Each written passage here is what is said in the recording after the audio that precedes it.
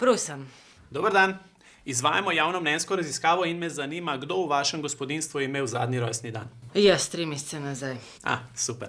Potem me pa zanima, če bi bile državnozborske volitve prihodnjo nedeljo, katero stranko bi volili? Noben mi ni všeč. Gospa, anketa je žal zaprtega tipa, tako da morate izbrati eno izmed navedenih strank. Dober, pa ne vem, dajte une, kaj so že demokrati. Socialni demokrati. Zabeleženo. Hvala za vaš čas. Ne, une ta stare, te ta nove demokrate, ne, od Logarja. Razumem. Pa ne bi vseeno raje ta starih? Ne, ta nove.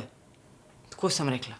Gospa, ste ziher, da ste vi tista, ki je imela v vašem gospodinjstvu zadnji rojstni dan? 3 mesece je kar dolga doba. Jaz sama živim tako, da je bil moj rojstni dan ta zadnji, pa pred ta zadnji, pa pred ta zadnji. No, prej sem imela mačka, ne Fifija, sam je pa pobegnil, ne. Razumem. Gospa, zdaj imamo en problem. Mi rabimo glasove za vladne stranke, da prikažemo, da je bilo njihovo delo uspešno. Veste, veliko denarja je šlo, se razumete, ne? Ste danes na boljšem, kot ste bili pred 3 leti?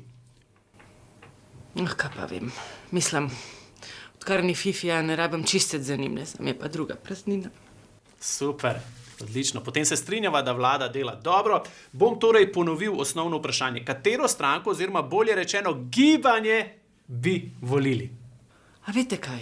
Mogoče bi pa res volila tole gibanje od Prebeliča. Gospa, ta stranka uradno ne obstaja. Ja in? Torej ne morete voliti, ker je ni. Ja, če se lahko pretvarjava, da bo volitve naslednji vikend, se valjda lahko pretvarjava tudi, da ta stranka je stranka, a ne? A ni tako? Čeprav razumem, vi bi raje kot eno izmed obstoječih strank volili stranko, ki nima ne članov, ne programa. Ja, to se mi zdi pameten v bistvu. Vse to smo že naredili, pa smo še zdaj živi, a ni res? Jaz se opravičujem, ampak jaz moram tukaj obkljukati eno stranko, ki je že na seznamu. Računalnik mi ne pusti, da dodam nove. Se me razumete, to je računalnik kriv. Pravno, kaj imam na izbiro pol? Ja, glede na vaše zadnje preference bi rekel, da se nagibate precej na levo. Torej lahko rečemo, da podpirate levi. Kaj pa tole levo krilo od Mihata Kordiša? To, levo krilo. Jaz sem sicer nekaj drugega ciljal. Ja, ampak ste pa prav dober za del. Torej si na poziciji predsednika vlade želite nov obraz. Ja, točno tako. Ker zdaj že 3 leta gledamo ene in iste. Ste morda že slišali za novo gibanje Svoboda? Ne, to pa nisem. Kdo pa vodi to stranko? Roberto Golobinski. Kako pa zgleda, ne poznam. Tak temen, pa taki močni brki, pa tak nabildan, natreniran. Zveni kar tako sposoben, ne?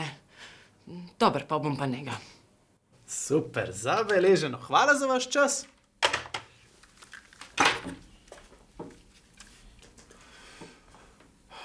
Zdrav, imam sveže novice z terena. Samo ime stranke moramo spremeniti, pa smo zmagali. Pa pobarvati se boš mogel na črno, pa brke pustiti, pa malo trenirati se, nabildati.